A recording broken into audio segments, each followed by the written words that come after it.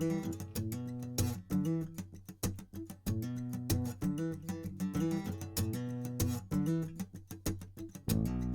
here I go again. So tell me, who is Mark Schneider, or Mark Schneider, and where do you get the I before your name? So that's a good question. Mark Schneider is an ever-evolving person. The name iMark Schneider came out of a fact that there's many Mark Schneiders. In fact, I was in front of someone at American Airlines in a hurry to get my seat, and I said, "I'm Mark Schneider," if I got my card. She goes, "There are 186 of you." At which point I realized if I was going to ever build my brand, I needed to change my name. So I added the word I. Although I don't like the word I prefer the we. But we Mark Schneider wouldn't work. So I am officially I Mark Schneider. I hope I answered your question. Pretty good. So tell me, you mentioned we. Why is that so important to you? Why does that stand out more to you than I? You know, in a world of there are way too many I's, and I'm a big advocate of collaboration. In fact, on my LinkedIn profile, I mentioned I hate the word I love we.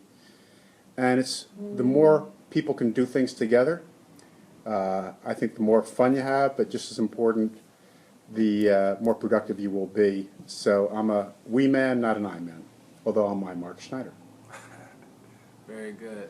So tell us about the who, what, when, where, how, why deal. So you told us who you were. Tell us what you're doing. Tell us when you started doing it. I'm not going to go that far back. You're going to. So I have been in marketing for about 30 years. And started off in the corporate world in advertising. Ogilvy and Mather was my first job. I kind of got lucky and hit. And to make a very long 30-year story short, I've been in marketing for 30 years. In the corporate world, rose pretty high in the advertising sector. Moved into DRTV, where I learned a lot from working with Time Warner. And then evolved into digital marketing and relationship marketing. I started a division for a research company in Texas. And it was the first communication division, the first database marketing company in the country. Grew that to 60 people. The company was then purchased by Omnicom. But I learned a very, very important lesson that stayed with me for forever, which was the world of ethics and what you have to stand for. As the company was close to being acquired, I was asked to cook the books. I refused to do so. Learned a very hard lesson that in that way they wanted the we and I was the I. I decided I couldn't do something that I didn't believe in. I was pretty much forced out and realized at that point everyone has to make a choice ethically where they stand, because we often have situations where we have to make a decision on right or wrong, legal or not. And that was a big turning point in my life. So, post-election, you speak about ethics, and we see both sides of the table dealing with huge ethical issues. How do you think the business world has changed after November 8th? What's really interesting is it was on the verge of, but I think at that very moment, people are realizing, like it or not, we have to take sides. It's probably the most disruptive period in my lifetime, in terms of not just business, but in life. There's more uncertainty. And with that comes personal decision making. Again, back to the ethics. What you're hearing now is so many people wondering what has happened, why it's happened. No, very few people understand the real ramifications. I'm one of those. But the ability to really make a decision on where you stand. The other day, Tyrone and I were talking, and he said, it's not, and I hope I get this right, it's not how you're doing business, it's who you're doing business and why you're doing business. In other words, as you move forward, you have to decide who you're going to align with and why you're going to align with them. It's not all about the money, although for many people it is. But how you do it and who you're doing it with is a main component of if you're going to be successful, and just as important, are you going to be happy? So we're all at, I think, at a turning point now of making decisions personally that will affect each of us individually, but I think there's a collective. I do believe in my heart that a lot of good's going to come out of this, where people are going to align for doing what's right, what's ethically right, and I believe that will change business over time in a very nice way. So you're saying, if I understand you correctly, it's not only important about the value your reputation can bring to you, it's about a level of transparency that we saw was and wasn't present during this previous election. And I mean was present because there was a candidate who spoke pretty freely, although when things came out about him, just as they did about her, the transparency sort of vanished. And it wasn't really a sort of, it just did. And the drop-off was really steep. And in business, with your reputation, one drop-off like that can lead to the end of your business. It can lead to the loss of all of your customers. One bad Yelp review can affect millions of people. So with that, do you think this election taught us anything about business, how to carry ourselves in business? Because again, Donald Trump ran as a businessman and not a politician, and he beat a line of politicians with hundreds of more years of experience combined, using what many people consider business ethics. So with that, do you think that this election taught us something? What's the takeaway that we can take away as business owners? What's the takeaway that we can take away from consumers or as consumers? Those are really good questions, and in certain ways I can answer it. Other ways I'll have to have a future session here to understand it better. But I think what the election really taught us on first hand is there are many ways to win. And the ability, again, every person has to go in and say, is it all about winning? And are you truthfully going to do as you say, or, as we are learning now in certain cases, are you going to do it and then backtrack and say, I really didn't mean that, but it was in the spirit of doing business? It's something I have experienced time and again in the corporate world, which is, again, back to the winning at all costs, or doing what I would say is the right thing, raising your hand when you're wrong, fighting for what you believe in. And just as important, when you say you're going to do it, you do it. You don't jump around and say, I kind of meant that. So I think that's the world where what we all learned is that there are ramifications. The other component of that is, as we all know, we live in a world of transparency. You Google anyone and you find things out. You Google deeper, you find more out. The more you're up in business, the more you're a leader, the more you're in the limelight, the more you're going to be Googled or Binged or whatever. So everyone has a choice. You can have overtly who you are, or you can covertly do things and hopefully people won't undermine and find things out.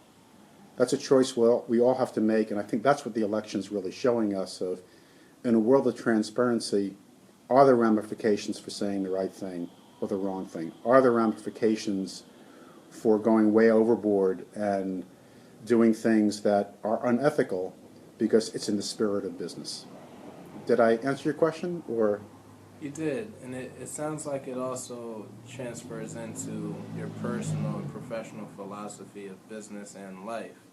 I don't think the two have to differ.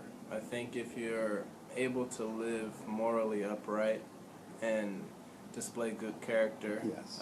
and people can come to depend on you, why should your business be any different? It And shouldn't. I think what you got a glimpse of was just that.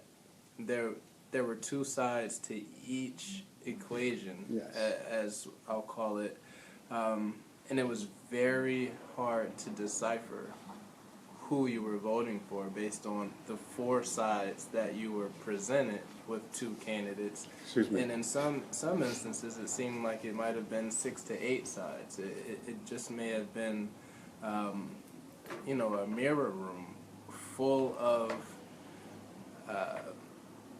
different appearances. Every week it seemed, really every day it seemed like there was a different person that you could potentially vote for.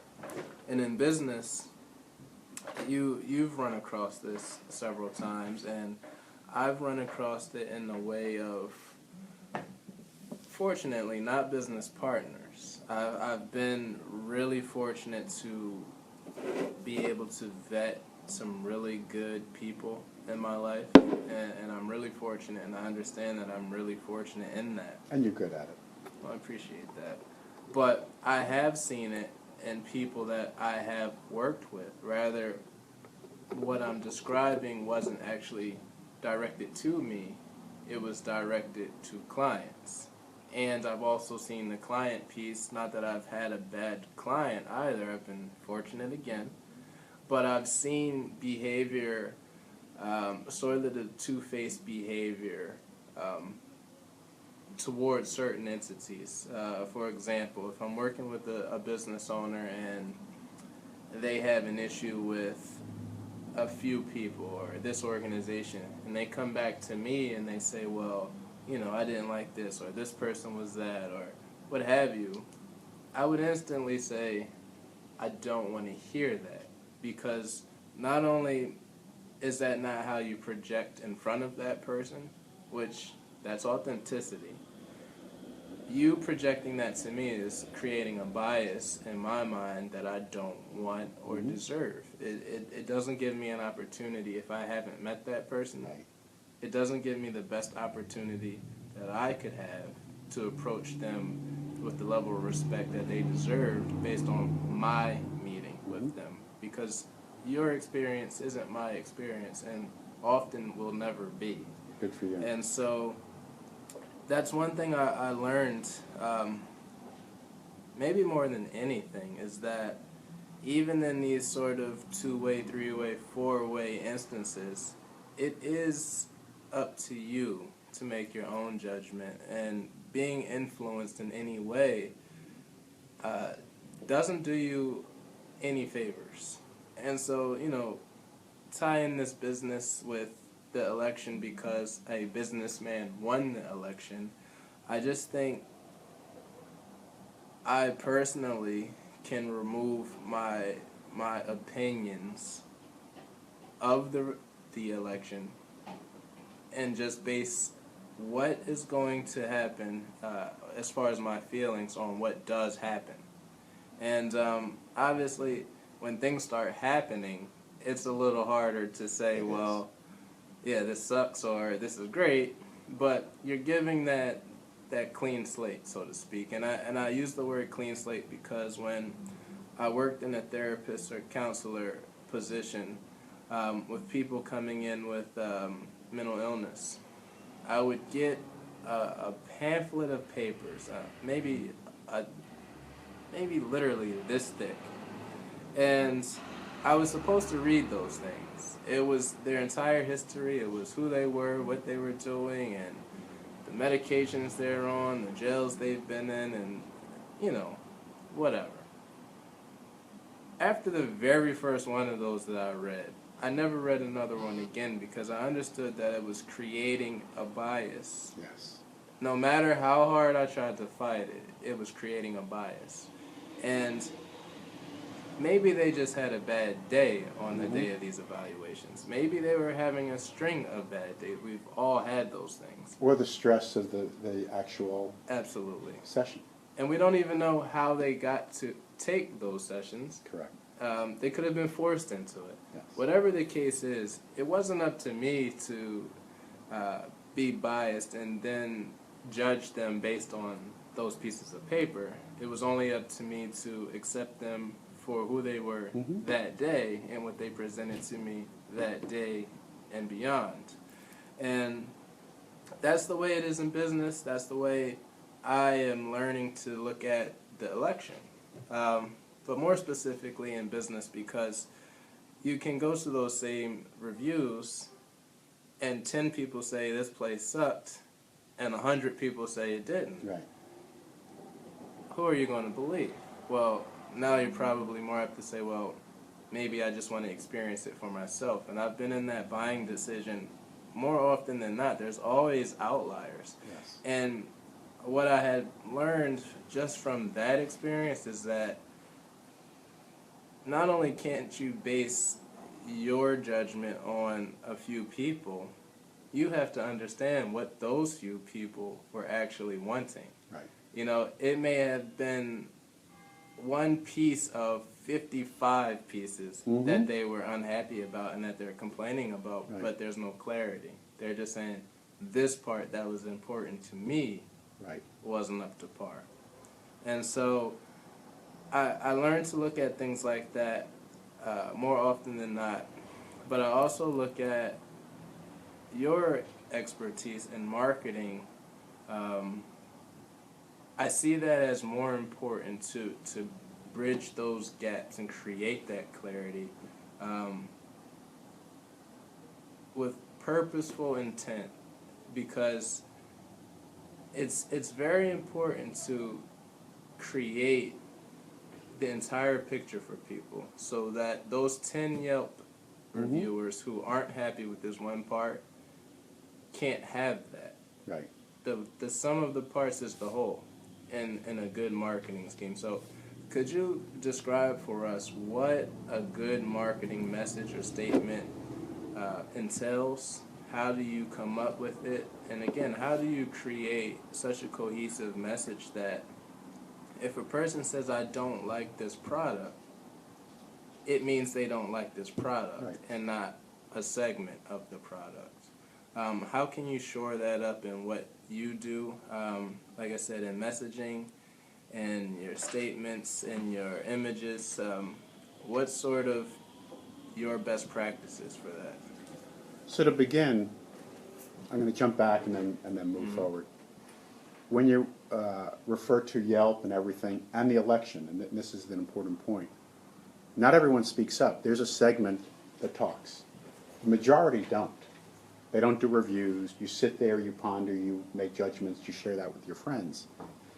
So the reviews and the people that are making judgments are a small segment.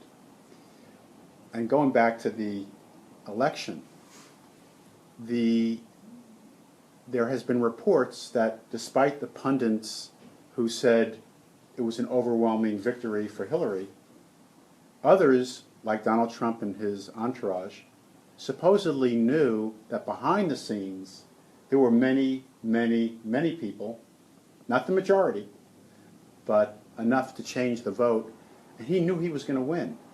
And that goes back to something I learned when I was working with People magazine, which was what people say and what people do are often at odds.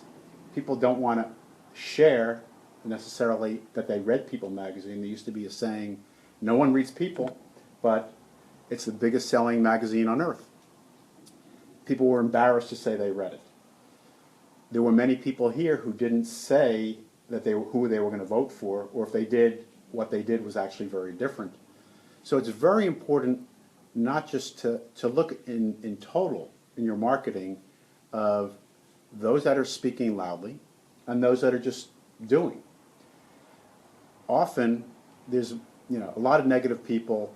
There are often negative reviews because those that speak out just enjoy speaking. So it's not necessarily truthful or believable, but again, with Yelp and all that, a negative review is a negative review. Absolutely.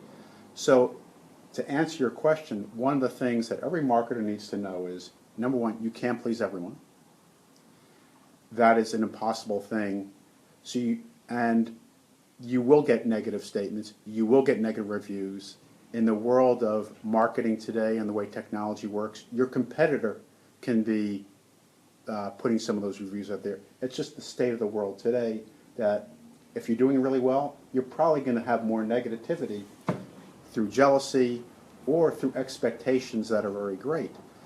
So as you're building your brand, you have to know how to deal with your negativity because it will arise.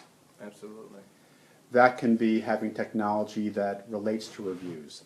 But a big part of the whole thing is saying it's not just what you put out there, it's how you respond to the world at large. It's how you respond to your customers. And being prepared and spending the time to listen very loudly, to take the time and watch what people are saying, hear what people are saying, ask behind the scenes how they're feeling, so that if negative comes up, you politely or aggressively, depending on the situation, you come back and say, here are the facts. You could have 5 negative reviews, but you can actually start to promote that 95% of people love us. Absolutely. That takes effort, and that takes planning. So you can't just throw stuff out there and say whatever. Things will happen that you can control. Things will happen that you can't control. So a big part of marketing is going out there and realizing it's a ever-evolving, moving. Your brand will change maybe every day, maybe every week, but it's going to continually change as market changes, as competitors come in. You have to kind of be on your toes and set aside time and technology to be able to respond to positive things, to be able to respond to negative things. And that's a big part of building the brand today, whereas in the past, you built the brand, you let it go, and then every quarter you kind of responded. Today, you have to be able to respond on an ongoing basis. I see that as a big challenge for most businesses, from a man-hour and man-woman type of perspective. Most are not prepared to do that. So it sounds like creativity is pretty important. I'm a creative guy, so there's a little bias there. But I'd say in today's world, creativity, what's really interesting is we live in an innovative society, an innovative era, and yet creativity is now often templatized, which defies logic. So what does that really mean? In one way, it's an amazing thing. You can create things that would have taken months and tens or hundreds of thousands in days for 1,000. Where the miss is you have to still cut through the clutter. You have to still do things to be noticed. And what I see a lot of companies doing is they build a template and then you look for stock photography.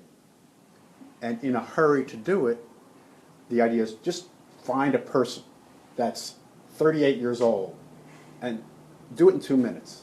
The reality, and really passionate creative people who understand the business know, it's probably better to spend 4 hours to find that one person who exudes warmth or laughter or whatever that you can't take your eyes off of. That person alone can change the fortunes of that advertisement.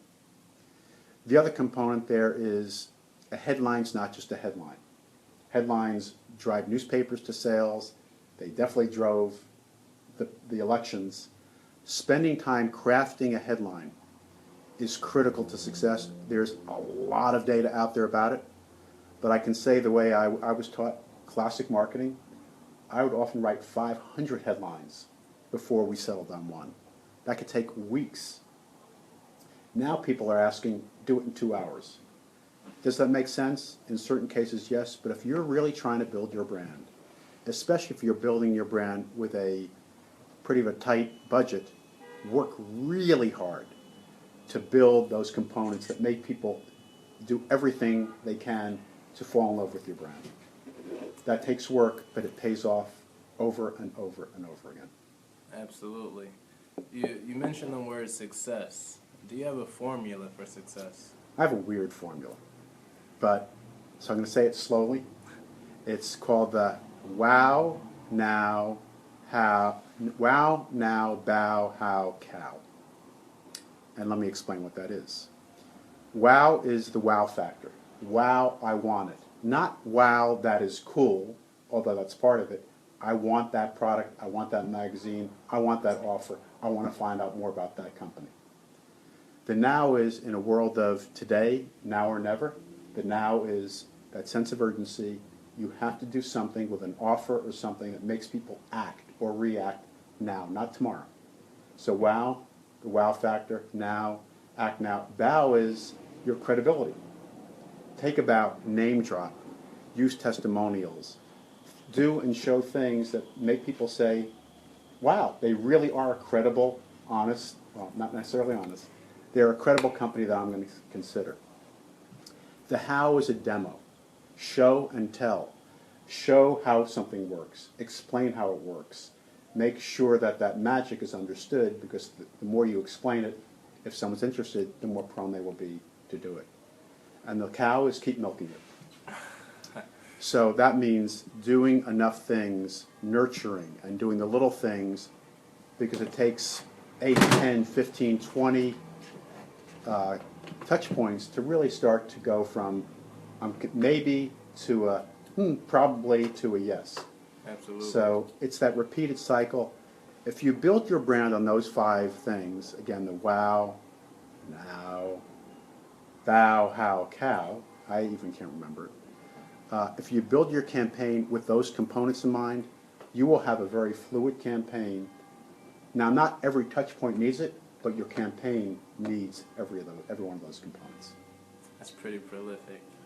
I hate to put a stop to us, but we have about 4 minutes left until the tea takes over. So if you wouldn't mind, would you want to share your social media, email, any contact information for people to reach out to you if Happily. they're interested?